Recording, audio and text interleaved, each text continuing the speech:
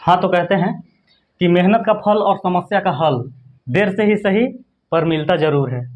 तो जितने भी हमारे स्टूडेंट हैं, जो भी आगामी परीक्षा की तैयारी कर रहे हैं या जॉब का तैयारी कर रहे हैं, चाहे अपने लाइफ में किसी भी टारगेट को फिक्स किए हैं और उनका तैयारी कर रहे हैं, अगर वे सफल नहीं होते हैं, कामयाब नहीं हो पा रहे हैं, तो इसमें धैर्य खोने की ज़रूरत नहीं है। आप अपना बस कंटिन्यूटी बनाए रखिए और जिस चीज़ को आप टारगेट फिक्स किए हैं उसके प्रति अपना आप 100% देने की कोशिश कीजिए। हम गारंटी के साथ कह सकते हैं कि आने वाला समय में कामयाबी या सफलता आपके कदमों को चूमेंगी।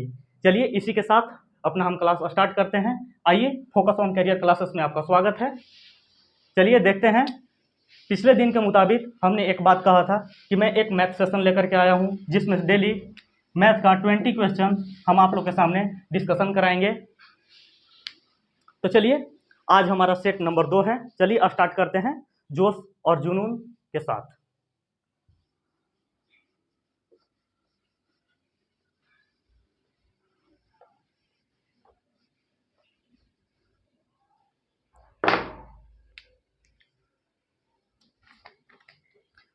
हाँ तो फ्रेंड्स, पहला क्वेश्चन है, यदि ए और बी का रेशियो 2:5 तथा बी और सी का रेशियो 3:4 है तो ए और सी का रेशियो क्या होगा। देखिए, क्वेश्चन नंबर 1 का हम डिस्कशन कराने जा रहे हैं।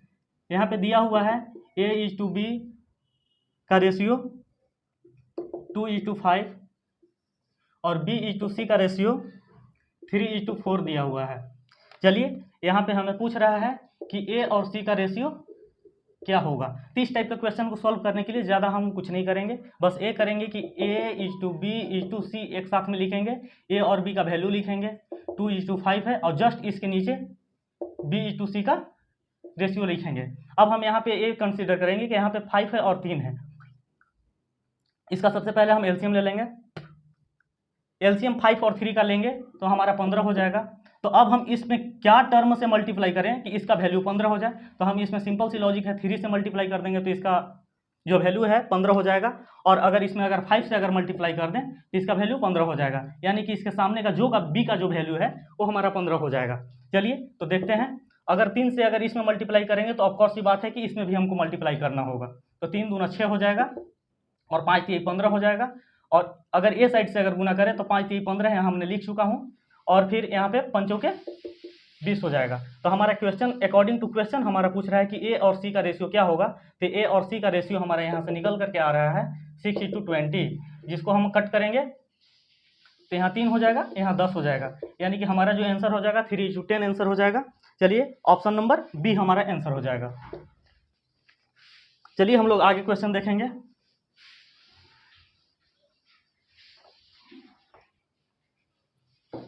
चलिए, क्वेश्चन नंबर 2 ये है कि यदि एक 12 मीटर लंबी छड़ को 25 बराबर भागों में काटा जाए तो प्रत्येक भाग की लंबाई क्या होगी। चलिए, एक दिया गया है क्वेश्चन में कि एक 12 मीटर इसका लेंथ दिया हुआ है,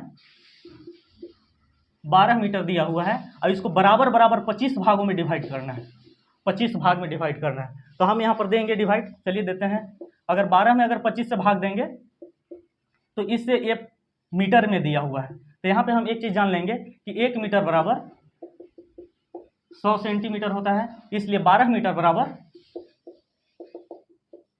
1200 सेंटीमीटर हो जाएगा। तो यहाँ हम 12 की जगह पर 1200 सेंटीमीटर लिख देंगे। यहाँ सेंटीमीटर लिखना भूलेंगे नहीं। यहाँ 25 से अगर इसको कट करेंगे तो 25 से हम कट करेंगे, 5 5 25 और 5 दूनी 10 और 5 चौके 20, यानी कि 5 चौके 20। चलिए सॉरी, देखते हैं फिर से देते हैं।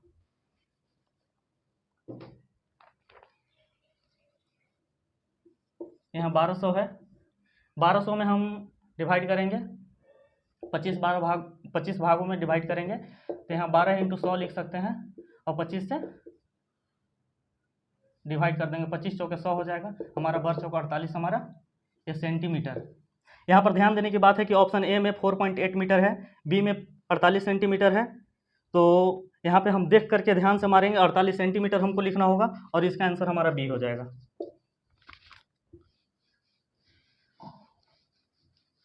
चलिए, क्वेश्चन नंबर हम लोग 3 देखेंगे। क्वेश्चन नंबर 3 बोल रहा है कि sec theta minus tan theta is equal to 1/3 है, तो sec theta plus tan theta का वैल्यू क्या होगा। क्वेश्चन बोल रहा है sec theta minus tan theta is equal to 1/3 है, तो sec theta plus tan theta बराबर वाट। यहाँ पर हम एक फार्मूला देखेंगे। इस फार्मूला क्या होता है कि sec square theta minus tan square theta is equal to होता है 1। तो इसको हम लिख सकते हैं, यहाँ पे देखेंगे तो ये टर्म जो दिख रहा है ए स्क्वायर माइनस बी स्क्वायर के टर्म पे दिख रहा है, इसको हम लिख सकते हैं ए प्लस बी इंटू ए माइनस बी लिख सकते हैं। चलिए यहाँ पे हम देखते हैं, तो इसको हम लिख सकते हैं sec theta minus tan theta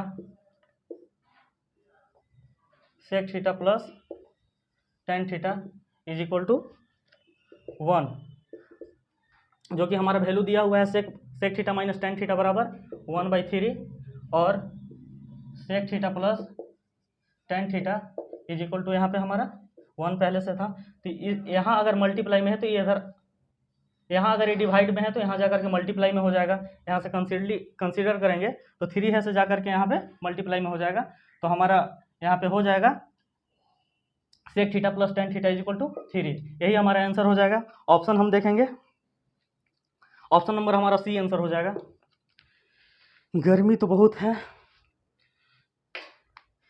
आवाज़ को लेकर के हमने सोचा कि आवाज़ नहीं आएगा सही फैन चलने के बाद, इसलिए हमने फैन भी बंद कर चुका था। चलिए आगे क्वेश्चन नंबर हम लोग 4 देखेंगे। चलिए फैन चला दिए हैं क्योंकि गर्मी में सरवाइव करना हमारे लिए मुश्किल हो रही थी। तो चलिए देखते हैं, अगर साउंड में थोड़ा सा प्रॉब्लम होगा तो थोड़ा सा एडजस्ट कर लीजिएगा आप लोग। चलिए क्वेश्चन नंबर 4 देखते हैं हम लोग। क्वेश्चन नंबर जो 4 है बोल रहा है कि यदि 5x और 8x का HCF और LCM क्रमशः 9 और 360 है तो x का वैल्यू क्या होगा। तो हम पिछले दिन का रिपीटेड क्वेश्चन है, हम यहाँ पे बताए थे कि दो संख्याओं का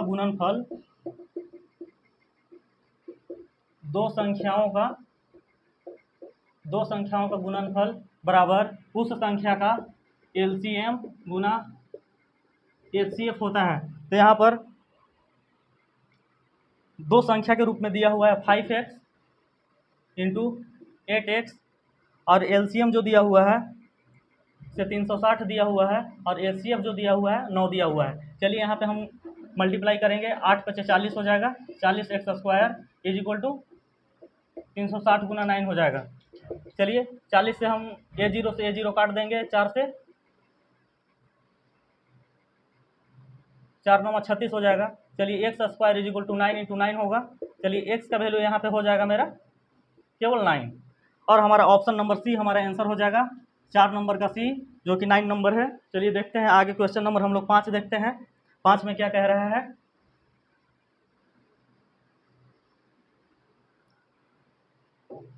क्वेश्चन नंबर 5 हम लोग देखते हैं। एक घड़ी की MRP 4,750 रुपया है तथा उसकी बिक्री पर 12% की छूट दी जाती है। यदि दुकानदार ने उस घड़ी को 3,850 रुपये में खरीदी हो तो उसका लाभ क्या होगा। तो देखिए यहाँ पे कॉमन सी बात है, यहाँ पे सबसे पहले हम देखेंगे कि इसका कॉस्ट प्राइस क्या है, CP क्या है।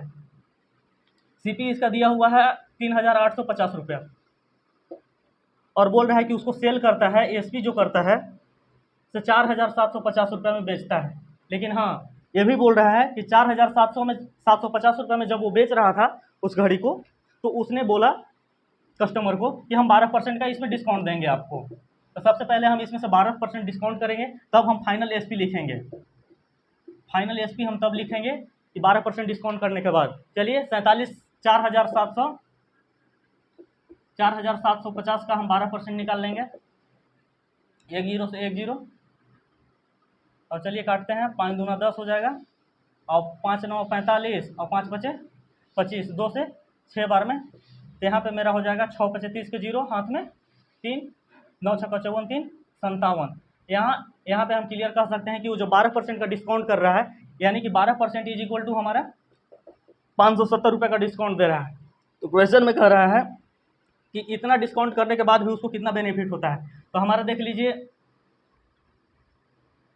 SP उसका था 4,750, उसमें से 12% का डिस्काउंट देता है, तो हमारा कितना में बिकेगा ये पहले। तो 12,750 रुपये में से 500 70 रुपये घटा देंगे हम, 0, 15 में से 7 खर्च 8, और यहाँ 6 में से 5 खर्च 1, और ये 4, 4180, सही है।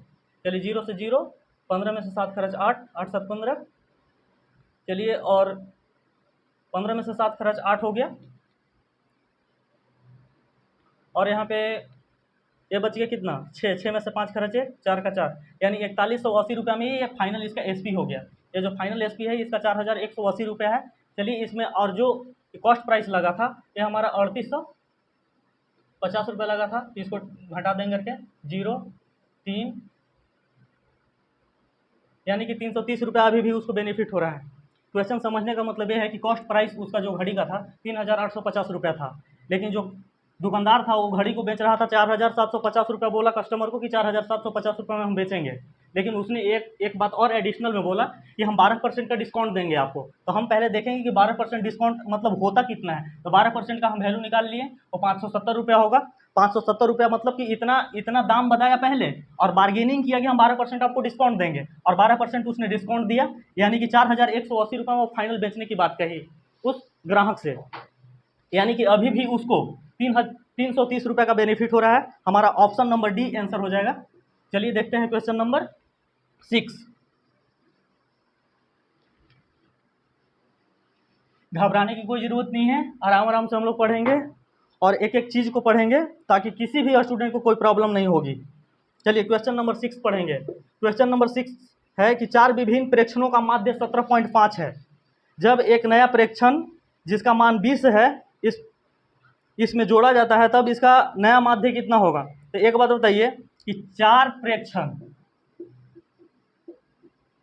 प्रेक्षण का योग हुआ होगा, 4 प्रेक्षण का योग हुआ होगा और इसमें 4 से डिवाइड किया गया होगा, तब इसका माध्य कितना आया होगा, 17.5 आया होगा। ठीक है, तो यानी कि 4 प्रेक्षण का योग कितना होगा। तो हम सबसे पहले 4 प्रेक्षण का योग ज्ञात करने के लिए 4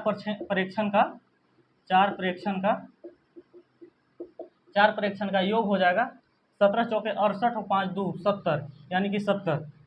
ठीक है, एक नया प्रेक्षण जोड़ा जा रहा है, एक पांचवा एक प्रेक्षण और ऐड किया जा रहा है, एक प्रेक्षण और ऐड किया जा रहा है जिसका वैल्यू 20 है। तो हम टोटल यहाँ पर प्रेक्षण का संख्या 5 हो जाएगा। 5 प्रेक्षण इज इक्वल टू 90 हो जाएगा, यानी कि अब 5 प्रेक्षण है तो 90 में अब इसका माध्य हम निकालेंगे।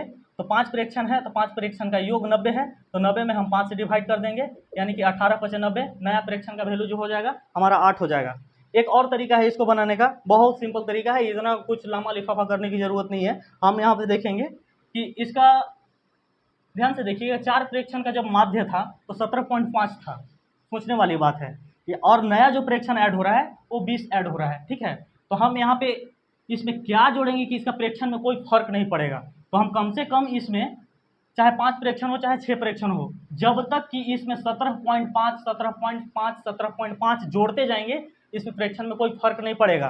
तो चलिए, अगर इसमें से अगर 20 में से 17.5 ला करके अगर हम इसमें दे देते हैं तो यहाँ अभी भी हमारे पास 2.5 रुपया बच जा रहा है, जो अढ़ाई बच जा रहा है, 2 रुपये 50 पैसा बच जा रहा है। इसको कितना, अब पहले से प्रेक्षण 4 था, अब जाकर के 5 हो गया, यानी कि पांचों पर बराबर बराबर डिवाइड होगा। तो पांचों पर जब बराबर बराबर डिवाइड होगा तो एक का हिस्सा बढ़ गया 0.5, और यही 0.5 जो है से इस माध्य को चेंज करेगा, और हमारा जो चेंज होकर के आ जाएगा 17.5 + 0.5 दैट इज इक्वल टू 18। यही मेरा आंसर हो जाएगा। क्वेश्चन नंबर सी का ऑप्शन नंबर डी हमारा आंसर हो जाएगा। चलिए आगे क्वेश्चन देखते हैं।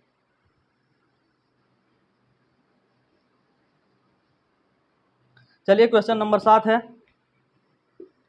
क्वेश्चन नंबर 7 है, यदि एक समबाहु त्रिभुज का क्षेत्रफल 24√3 हो तो इसका परिमाप क्या होगा। चलिए देखते हैं। सबसे पहले तो बात करते हैं समबाहु त्रिभुज का क्षेत्रफल क्या होता है। तो √3/4 इंटू भुजा स्क्वायर होता है। तो इसका क्षेत्रफल हमारा इसी का वैल्यू दिया हुआ है, इसी का वैल्यू दिया हुआ है कितना, √3/4 a का square that is equal to 24√3। √3 से √3 कैंसिल हो जाएगा और a जाकर के इधर आ जाएगा, तो a square is equal to हमारा हो जाएगा 24 × 4, 24 चौका हम 96 लिख देंगे, 4 चौका 16 के 6 हाथ में, 1 4 दूना 8 1 9। तो अब ए बराबर जो हो जाएगा से रूट अंडर 96 हो जाएगा। यानी कि इसमें अगर बात करें तो अगर इसको हम लिख सकते हैं 4 गुने 4 गुने 6, 4 चौके 16 छक 96। तो यहाँ से 4 मेरा एक बाहर आ जाएगा और हमारा जो एक भुजा का जो वैल्यू हो जाएगा वो हमारा 4√6 हो जाएगा। 4√6 हो जाएगा और 4√6 हो जाएगा। तो हम इसमें ये समबाहु त्रिभुज है जिसका भुजा आपस में सब क्या होता है, बराबर होता है। ये हमको ध्यान देने की बात है। जब एक भुजा का वैल्यू 4√6 है तो 3 भुजा यानी कि तीनों का परिमाप पूछ रहा है, तो 3 × 4√6 यानी 12√6 हमारा आंसर हो जाएगा इसमें डी। ठीक है,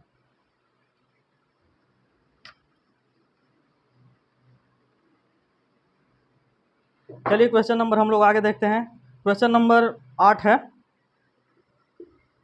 बड़ा इंपॉर्टेंट क्वेश्चन है 8 नंबर। यदि कोई व्यक्ति पंक्ति के दोनों साइड से, इस छोर से और इस छोर से, दोनों तरफ से उसको देखा जा रहा है तो 14वें स्थान पर बैठा हुआ है।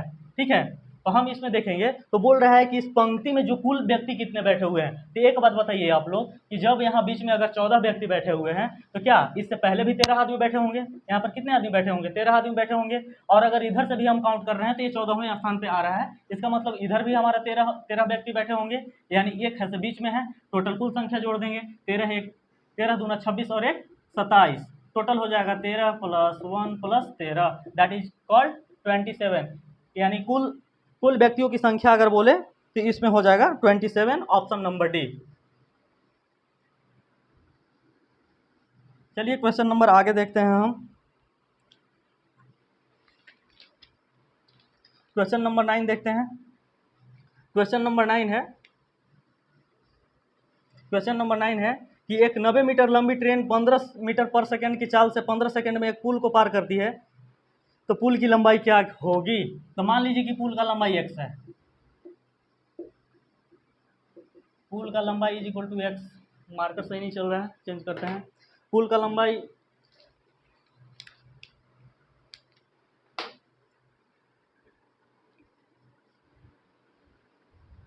चलिए पुल का लंबाई बोल रहा है, पुल का लंबाई हम लोग देख लेते हैं। पुल का लंबाई बोल रहा है, चलिए मान लेते हैं पुल का लंबाई x है। ठीक है, तो कुछ ना कुछ तो ट्रेन का लंबाई रहा होगा। तो यहाँ पे ट्रेन का लंबाई दिया हुआ है 90 मीटर और प्लस पुल का लंबाई x मान लिए, और इसी को ये 15 मीटर पर सेकंड के हिसाब से जा रही है ट्रेन और 15 सेकंड में पार कर जा रही है। तो हमारा बोल रहा है कि पुल का लंबाई क्या होगा। चलिए देखते हैं।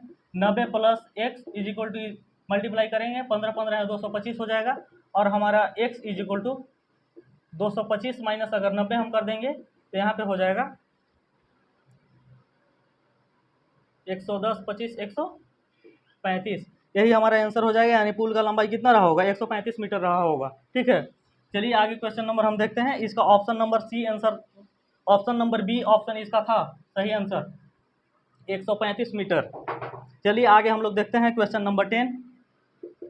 क्वेश्चन नंबर 10 कहता है कि एक आदमी 4 किलोमीटर पर घंटा के गति से 3 घंटा चलता है और समान दूरी के वो 16 किलोमीटर पर घंटा के स्पीड से दौड़ करके आता है, तो दौड़ते के समय उसके द्वारा लिया गया समय क्या होगा? तो हम यहाँ पर ध्यान देंगे कि कोई व्यक्ति है, यहाँ से चल रहा था, यहाँ जा रहा था। ठीक है, तो 4 किलोमीटर पर घंटा के स्पीड से चलता है और 3 घंटा चलता है। तो आप जानते होंगे, चलिए 3 से मल्टीप्लाई कर देंगे तो स्पीड इंटू टाइम करें तो डिस्टेंस हमारा आ जाता है। तो चलिए डिस्टेंस 4 × 12 किलोमीटर, यहाँ पे हमारा डिस्टेंस आ गया 12 किलोमीटर।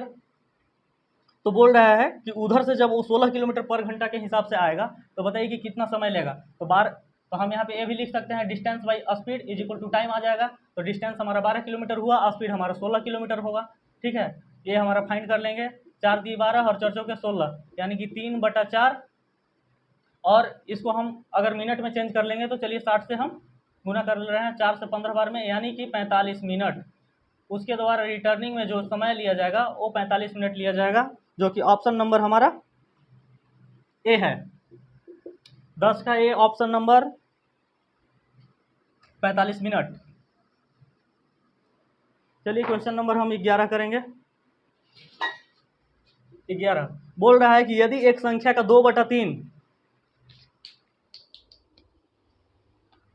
बोल रहा है कि यदि एक संख्या के 2/3 का 1/4 100 है तो वह संख्या का आधा क्या होगा, यही कह रहा है क्वेश्चन। तो मान लीजिए कि वह संख्या जो है संख्या मान लीजिए कि x है, तो x का बोल रहा है कि 2/3, x का 2/3 का 1/4 100 है, तो वह संख्या क्या होगा। सबसे पहले ये ज्ञात कर लेंगे। अगर ये ज्ञात करेंगे तो चलिए इससे कट जाएगा ये कितना बार में, 50 बार में। तो x = 50 गुना 4 × 12, यानी कि हमारा 600 रुपया x का वैल्यू आया। यानी क्वेश्चन में पूछ क्या रहा था, यदि एक संख्या का 2/3 का 1/4 100 हो तो वह संख्या का आधा क्या होगा। यहाँ पे आधा ज्ञात करना है। तो वह संख्या जब 600 है तो इसका आधा करेंगे तो हमारा 300 आंसर हो जाएगा, जो कि ऑप्शन नंबर 11 का सी होगा। चलिए देखते हैं हम लोग आगे क्वेश्चन नंबर 12। क्वेश्चन नंबर हम 12 देखेंगे। यदि sin थीटा बराबर √3/2 हो तो tan थीटा का मान ज्ञात कीजिए। चलिए ट्रिगोमेट्री का क्वेश्चन है, sin थीटा बराबर √3/2। इस क्वेश्चन को बनाने से पहले बोलेंगे कि जो भी मान लीजिए कि जो फाउंडेशन बैच नहीं किए हैं कहीं से, उनको तो sin थीटा वगैरह का वैल्यू सबको याद करना होगा। सभी जितने भी ट्रिगोमेट्रिकल फंक्शन है उनका वैल्यू पता करना होगा ना। हम यहाँ पर अगर देखेंगे तो sin थीटा बराबर √3/2 sin थीटा के टर्म में क्या होता है, तो sin थीटा का sin 60 डिग्री का वैल्यू होता है। तो साइन से साइन कट गया, यानी थीटा = कितना हो गया, 60 डिग्री। अब पूछ रहा है कि tan थीटा, यानी tan थीटा के जगह पर कितना, 60 डिग्री, और tan 60 का मान होता है। चलिए देखते हैं, tan 0 degree, 30 degree, 45 degree, 60 degree, 90 degree. अगर tan 0 का बात करें, ये tan में हम लिख रहे हैं, ठीक है। थोड़ा हम सोचे बता देते हैं। tan 0 का वैल्यू 0 होता है, 3 का 1/√3 होता है, फिर 1 होता है, फिर √3 होता है, फिर इन्फिनाइट होता है। तो हमारा 60 डिग्री का वैल्यू कितना आ गया, √3। यहाँ पे हमारा आंसर हो जाएगा √3। चलिए √3 ऑप्शन नंबर डी, 12 का डी ऑप्शन हो जाएगा।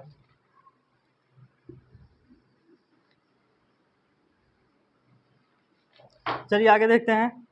बोल रहा है 13 number question, mixture and allegation का क्वेश्चन है। थोड़ा ध्यान दीजिएगा, बहुत लोग इसमें प्रॉब्लम होती है बनाने में, लेकिन चलिए देखते हैं। बोल रहा है कि 5 लीटर चीनी के मिश्रण में, 5 लीटर का कोई चीनी का मिश्रण है,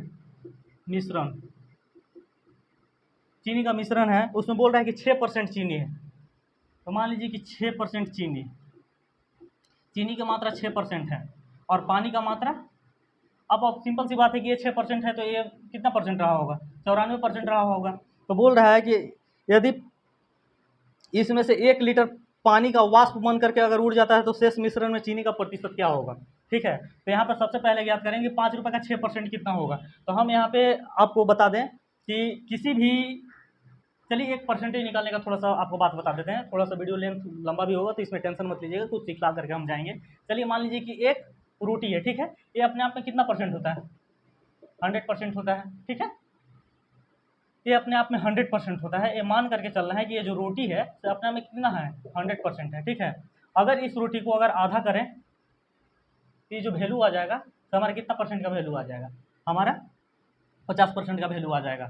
अगर इसी को अगर 4 से डिवाइड कर दें तो हमारा 25% का वैल्यू आ जाएगा। अगर इसी में अगर हम 10 से अगर भाग दे दें, अगर इसी में अगर 10 से भाग दे दें तो हमारा 10% का वैल्यू हो जाएगा। और इसी में अगर 100 से भाग दे दें तो 1% से वैल्यू हो जाएगा। तो अगर 5 रुपये अगर मिश्रण है चीनी का, 5 रुपये मान लीजिए कि 5 रुपये मिश्रण है, ठीक है, या 5 लीटर है, जो भी मानना है मान लीजिए, ठीक है। तो 5 का अगर 100 भाग अगर हम कर देते हैं, दैट इज कॉल्ड 1% का वैल्यू हो जाएगा। यानी 100 से भाग देंगे तो 0.05 हो जाएगा 1%, तो 6%, यानी कि कितना हो जाएगा, इसमें 6 से हम गुना कर देंगे तो 6 × 5 = 30, यानी कि 0.30 ये हमारा जो है से चीनी है, ठीक है। तो आप बताइए कि पानी मेरा कितना बचेगा, टोटल 5 था, जिसमें से कि 0.3 जो है से हमारा चीनी है, तो पानी का मात्रा कितना बच जाएगा, 4.7 बच जाएगा। सिंपल सी बात है। अब इसमें से क्वेश्चन में क्या बोल रहा है कि 1 लीटर जो पानी है ये वाष्प बन करके उड़ जा रहा है, ठीक है। तो चलिए हम इसमें वाष्प बना करके उड़ा देते हैं। अब चलिए हीट देते हैं और वाष्प बनाते हैं। चलिए ठीक है, अगर इसमें से 1 लीटर का मात्रा जो है सो वाष्प बन करके उड़ जा रहा है, तो हमारा जो बचेगा पानी का मात्रा वो बच जाएगा 3.7 लीटर, ठीक है। तो अब बोल रहा है कि ये जो ऑल ओवर जितना क्वांटिटी बचा है, इसमें इस चीनी का मात्रा, चीनी का परसेंटेज क्या है, तो ठीक है, तो दोनों को अगर ऐड करेंगे तो 4 हो जाएगा, और इसमें 0.3 का परसेंटेज ज्ञात कर लेना है। तो 0.3 का परसेंटेज अगर ज्ञात करेंगे तो चलिए ज्ञात करते हैं। अगर इसको इससे काट देंगे तो 25 हो जाएगा, और 25 दिया 75, यानी कि 0.50% हमारा जो है से बच जाएगा।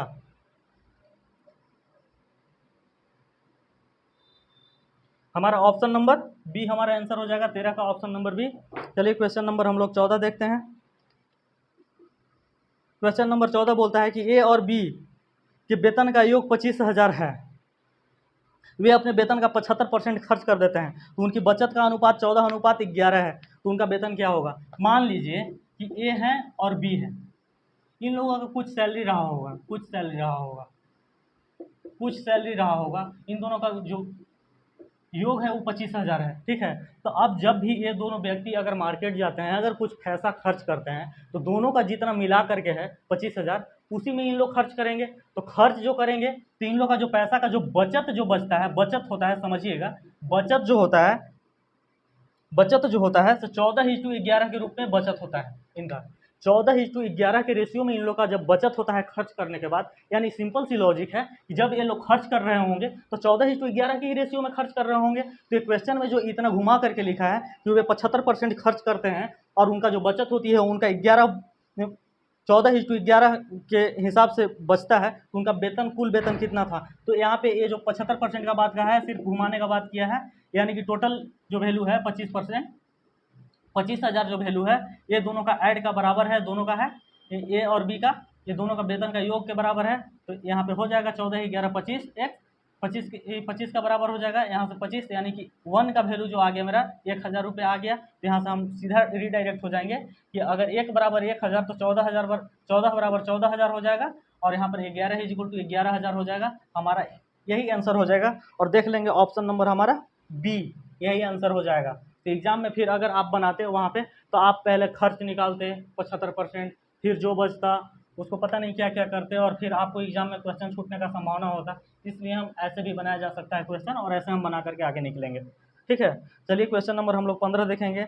यदि ए टाइम एंड वर्क का क्वेश्चन है, देखिए, यदि 10 पुरुष 8 दिन में किसी काम को करते हैं तो 15 पुरुष उस काम को कितने दिन में करेंगे। तो यहाँ पे सिंपल लॉजिक है, एक आपको फार्मूला बताते हैं हम 15 नंबर के लिए कि MDH बाई W, ये क्या हम लिख रहे हैं पूछिएगा। तो चलिए अभी पता चल जाएगा कि हम क्या लिख रहे हैं। चलिए मान लीजिए कि कोई व्यक्ति है, मैन है, कि कुछ दिन कुछ घंटा में काम कर रहा है और वर्क का संख्या काम कर रहा है, और उसी को दूसरे व्यक्ति कुछ दिन लेंगे, कुछ घंटे लेंगे और कुछ टाइम लेंगे, वर्क का क्वांटिटी होगा कि इतना वर्क कर रहे हैं।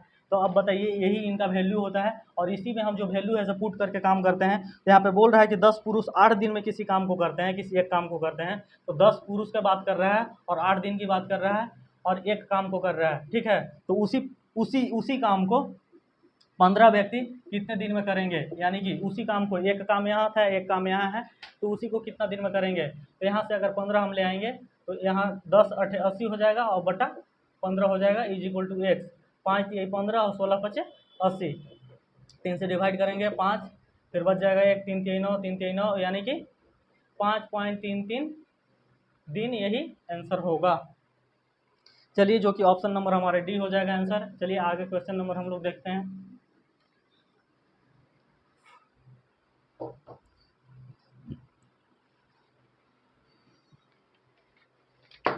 क्वेश्चन नंबर 16 हम लोग देखेंगे। क्वेश्चन नंबर 16 बोल रहा है कि यदि नंबर 3 6 7 1 11 15 19 20 25 28 को आरोही क्रम में लिखा जाता है, यानी बढ़ते क्रम में लिखा जाता है। तो देखिए बहुत लोगों को हिंदी में प्रॉब्लम होती है, आरोही क्रम मतलब बढ़ना होता है, अवरोही मतलब घटते क्रम होता है। मतलब आरोही मतलब असेंडिंग ऑर्डर होता है, और अवरोही मतलब डिसेंडिंग ऑर्डर होता है। तो इसमें बहुत लोग कंफ्यूज करते हैं इंग्लिश मीडियम वाले, लेकिन क्या है, चलिए जो भी हो, चलिए देखते हैं हम लोग। क्वेश्चन बोल रहा है तो उनका माध्य, चलिए फिर से एक बार क्वेश्चन पढ़ देते हैं। यदि नंबर 3 6 7 1 11 15 19 20 25 28 आरोही क्रम में है और उसका माध्य 15 है, तो x का वैल्यू क्या हो जाएगा। यानी कि किसी भी संख्या का माध्य निकालने के लिए टोटल संख्या का योग और नंबर ऑफ संख्या, यानी कि संख्या का कितना संख्या है, तो उसको हम लोग लिख लेंगे। पहले लिखेंगे 3 + 6 + x, 6 + 7 + x, 7 + x + 11 + 15 plus 19 plus 20 plus 25 plus 28। ये टोटल नंबर अगर काउंट करेंगे तो 1 2 3 4 5 6 7 8 9 10, ये टोटल 10 हो जाएगा। और 10 हो जाएगा, इसी का माध्य हमारा दिया हुआ है 15, यानी कि ये सब का योग जो होगा तो हम जोड़ते हैं ऊपर वाला का पहले। 6 3 9 9 7 16 16 11 27 27 और 15 42 42 और 42 और 19 61 20 81 81 और 25 106 और 28 134। 134 plus x by 10 is equal to हमारा हो जाएगा 15। तो चलिए देखते हैं कि अगर इस 10 को अगर ये साइड ले जाते हैं तो हमारा 134 इधर बच जाएगा plus x is equal to 150, यानी कि हमारा एक्स का वैल्यू जो हो जाएगा 150 minus 134 that is called is equal to 16। चलिए यहाँ पे हम 16 आंसर मेरा आ जा रहा है। चलिए देखते हैं क्वेश्चन का ऑप्शन नंबर डी हो जाएगा, एक्स का वैल्यू हमारा 16 हो जाएगा। चलिए क्वेश्चन नंबर 17 हम लोग देखेंगे आगे। क्वेश्चन नंबर 17 देखेंगे। एक परीक्षा में 25 सवाल हैं, प्रत्येक सही जवाब के लिए 4 अंक दिए जाते हैं और प्रत्येक गलत जवाब के लिए 2 अंक काट लिए जाते हैं। यदि सीमा ने 70 अंक प्राप्त किए तो उसके कितने सवाल सही हैं? क्वेश्चन ये कह रहा है। तो सबसे पहले मान लीजिए कि दिया हुआ है क्वेश्चन नंबर 17।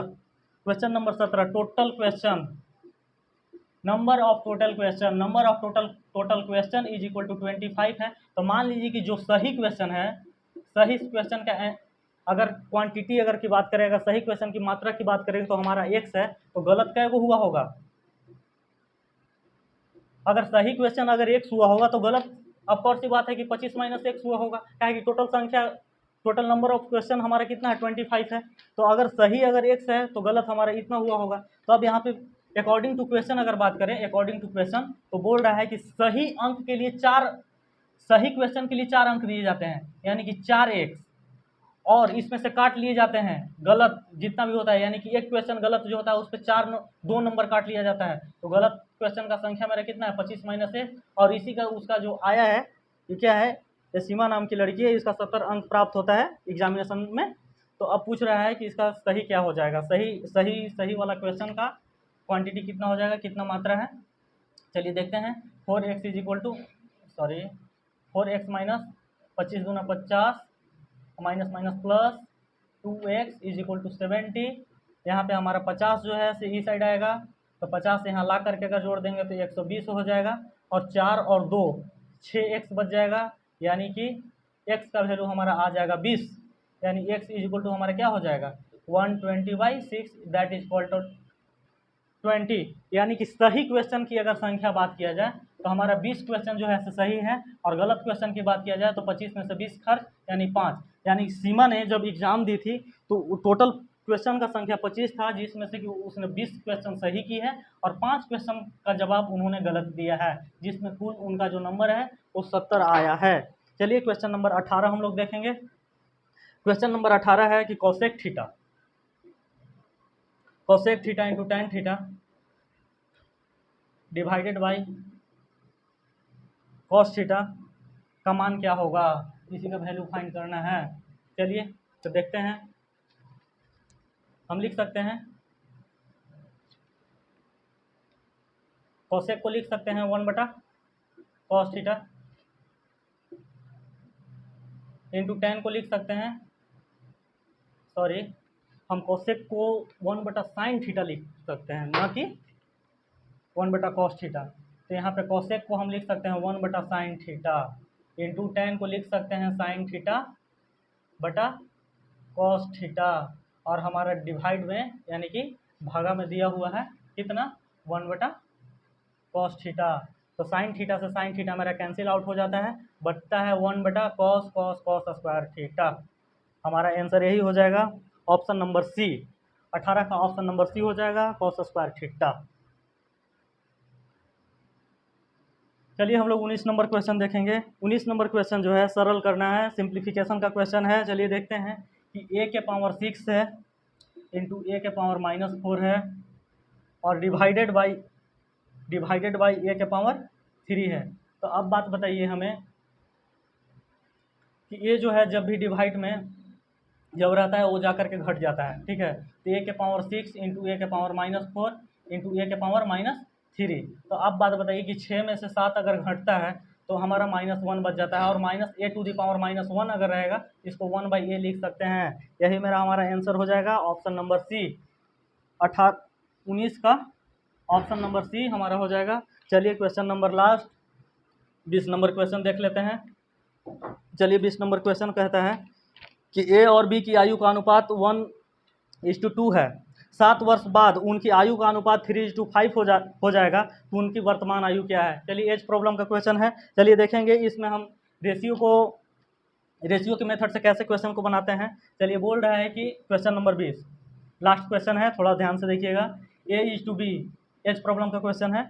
A:B यानी कि ए और बी का आयु का जो अनुपात है 1:2 दिया हुआ है, और 7 साल बाद इसके बाद ये 7 साल के बाद इन लोग का जो एज होता है वो 3:5 का एज में हो जाता है। ठीक है, अब यहाँ पर हम देखेंगे कि यहाँ पर तो 7 वर्ष का ये डिफरेंस होना चाहिए, लेकिन अब क्या हम देखते हैं कि रेशियो का डिफरेंस कितना होता है। तो यहाँ पे रेशियो का अगर हम डिफरेंस देखेंगे तो 3 - 1 = 2 हो रहा है, और यहाँ 5 - 2 यानी 3, यानी कि ये जो रेशियो है 2 और 3 है आ रहा है, जो कि हमारे यहाँ जो गैप होना चाहिए अगर दोनों अगर बराबर हम हो जाता तो हम यहाँ पे बना लेते क्वेश्चन को, लेकिन यही हमारा बराबर नहीं आ रहा है। तो चलिए देखते हैं कि हम बराबर रेशियो को कैसे करते हैं। यहाँ पे 1:2 है, ध्यान दीजिएगा, और 3:5 है। अब हम ये रेशियो को बराबर करेंगे। रेशियो को बराबर करने के लिए ये दोनों को गैप को देखा जाता है, तो ये दोनों का गैप कितना है, 2 का गैप है, यहाँ 2 से मल्टीप्लाई करेंगे। ये दोनों का गैप कितना है 1 का, तो 1 से मल्टीप्लाई करेंगे। अब रियल में A:B का अनुपात आने जा रहा है, यहाँ से 2 से 2 गुना करेंगे तो 2 इकाई 2 और 2 दूनी 4 हो जा रहा है, और यहाँ पे बात करेंगे तो 3:5, और इसी का जो रियल अंतर जो था 7 वर्ष का अंतर दिया हुआ था। चलिए अब यहाँ पर हम देखेंगे कि 2 और 3 का यहाँ का डिफरेंस यहाँ पर 1 है, और 4 और 5 यहाँ भी डिफरेंस 1 है, तो यानी एक्स का वैल्यू हमारा 7 वर्ष हो गया। तो पूछ रहा है कि ए और बी का वर्तमान आयु क्या है, तो वर्तमान आयु हम यहाँ कंसीडर करेंगे, न कि हम यहाँ कंसीडर करेंगे। अगर आपने यहाँ अगर कंसीडर किया तो एग्जाम हॉल में क्वेश्चन गलत हो जाएंगे। तो यहाँ पर हम देखेंगे तो ए का जो एज हो जाएगा 7 दूना 14 हो जाएगा, और जो बी का है 7 चौक 28 हो जाएगा। तो ऑप्शन नंबर हमारा ए दिखता है 14 और 28, ऑप्शन नंबर ए। चलिए आज का सेशन बस समाप्त होता है, और देखते हैं और कुछ अगर हम बोल देते हैं थोड़ा सा, कि बहुत लोगों का कहना है कि जो भी डिस्कशन करा रहे हैं मैथ 20 क्वेश्चन का, इसका जो वीडियो का डिस्कशन करा रहे हैं तो उसका लेंथ जो थोड़ा हो जा रहा है, करीब 40 से 45 मिनट का वीडियो बन रहा है। तो बता दें भाइयों आप लोगों को, और स्टूडेंट जितने भी हैं उन लोगों को बता दें कि अब बताइए 20 क्वेश्चन हम ला रहे हैं, अगर हम सिर्फ इसको हम ही बनाएं और केवल हम ही अगर समझते हैं तो बताइए आप लोगों को क्या फ़ायदा होगा। हमको तो बनाने आता है क्वेश्चन, हम तो किसी प्रकार से बना लेंगे, लेकिन बताइए कि जो बच्चे फाउंडेशन नहीं किए हैं और वो मेरे चैनल पे आ रहे हैं कि टेस्ट के नाते हम कुछ ना कुछ सीखेंगे, हर एक दिन हमारा नया नया क्वेश्चन आएगा, एक बार में हम कम से कम 20 टॉपिक को टच करेंगे, उनका क्या होगा। तो हम ये चीज़ हम सोच करके आप जो वीडियो का लेंथ होगा उस पर ज़्यादा हम दिक्कत नहीं समझेंगे, हम थोड़ा सा टाइम देंगे, और कोई भी चीज़ को अचीव करने के लिए उसके पीछे हमको टाइम देना होता है। सिर्फ टाइम देने से नहीं होता है, उस पर आपको 100% देना पड़ता है। ठीक है, और आपने जब किसी भी वर्क में किसी भी काम में आप जब 100% दे दोगे तो उसमें आपको सक्सेस होने की चांस बहुत ज़्यादा हो जाती है। चलिए बस इतना ही कह करके मैं अपनी बातों को यहीं पे एंड करता हूँ। और एक चीज़ और बता देते हैं कि आज जो क्वेश्चन था इसी वीडियो का डिस्क्रिप्शन बॉक्स में आपको मिल जाएगा, और टेलीग्राम चैनल पर भी मिल जाएगा, व्हाट्सअप नंबर भी मेरा है जो डिस्क्रिप्शन में है। आप कहीं से भी आ करके ये वीडियो का यहाँ पे नीचे में स्क्रॉल डाउन हो रहा है कि अगर किसी भी प्रकार से अगर प्रॉब्लम होती है तो आप मेरा कॉन्टैक्ट नंबर पर कॉन्टैक्ट करेंगे, जो मेरा व्हाट्सअप नंबर भी है। चलिए आज के लिए थैंक यू, धन्यवाद। ठीक है।